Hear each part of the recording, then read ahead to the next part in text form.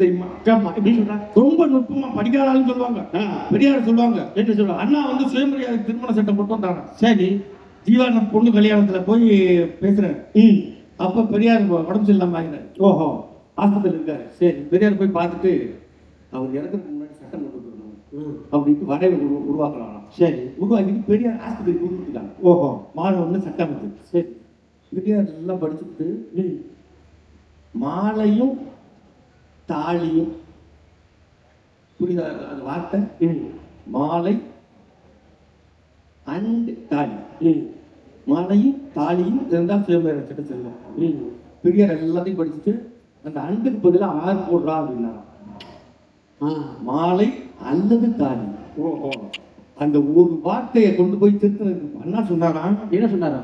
நான் double MA, நான் double MA. ஆமா. நீ எம்ஏ பிஎல். கிழமை பார்த்துட்டு எப்படி சொல்றாரு பத்தியா? ஆமா. ஒரு வார்த்தையில ஏமாந்துப்போம்டா.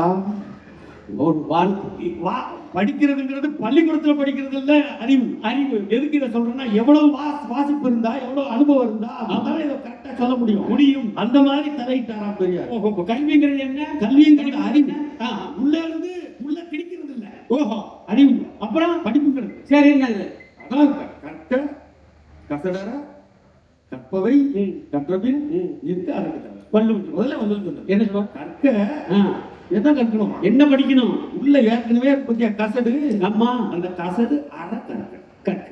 என்னென்ன கசடெல்லாம் இருக்கு? ஓஹோ. நான் இவ்வளவு நேரம் சொன்ன கசடு எல்லா கசடு இருக்கு. ஆமா. அதெல்லாம் போறதுக்கு படிக்கணும். படிக்கிறது அதான் கற்க கசடு அற. ஓஹோ. அந்த மாதிரி படிக்கிறது தான் கற்க. ஆமா. இங்க என்ன எவ்வளவு பிரச்சனைகள், எவ்வளவு சண்டைகள் இருக்கத்தான் செய்யும். இருக்கட்டும். ஆமா. சண்டை எவ்வளவு பிரச்சனைகள். ஆமா.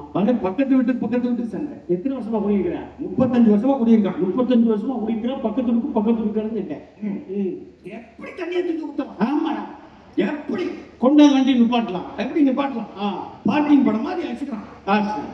சரி. இந்த மட்டும் கிராமத்துல ஓஹோ பக்கத்து வீட்டு சண்டை. ஆனா மனித மன இருக்கு பாத்தீங்களா எப்படி இருக்குங்க? அடுத்த நாள் அடுத்த தெருவுல ஏதோ சண்டை. ஓஹோ. யாரும் போது பக்கத்து வீட்டுக்காரங்க.